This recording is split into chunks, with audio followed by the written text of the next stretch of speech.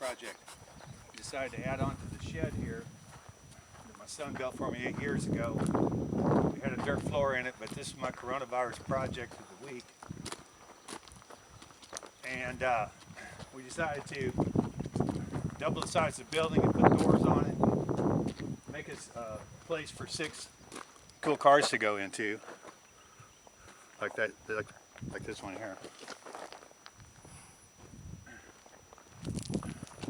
So then we decided, hey, how are we going to get all these heavy things like diesel engines and such into the shop?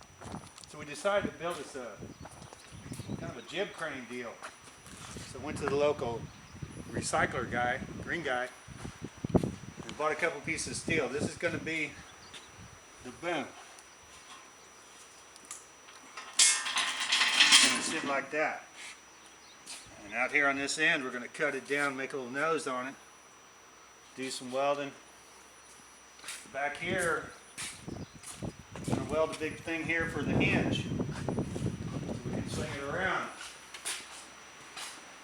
Now this is the beam I'm going to use to support this thing, and it's going to get welded to this piece of pipe over here, and tied into the building. It's already here.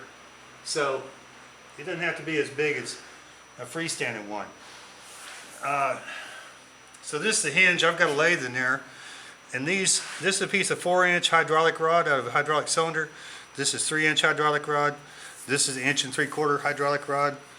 And it's a good tip for you machinist guys. There's free material practically at all your local hydraulic shops. They have bins full of this stuff when they take them off the cylinders and they're bent or screwed up. But I've machined a lot of stuff with this material. The only problem with the material is once in a while it's hardened, and you'll see a little dark layer out there about a 60 thousandths or so, and it is lightly chrome plated, which is cool for a lot of things.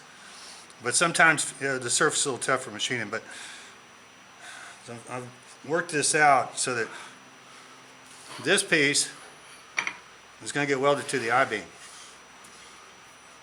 And then in here, we've got a truck bearing. And this piece, this 4-inch hydraulic rod, is just counterboard there for the bearing. And this is a fun project for the lathe. So what I'm doing now is I'm setting it up and I'm going to weld it. It's going to get these plates on the side here. This is going to get some extra material. And then these are going to be welded more or less like that. And of course I'm going to weld these, I'm going to weld it everywhere. So I think it'll be strong enough to pick up just about anything that we can imagine. So there it is for now. We'll be back.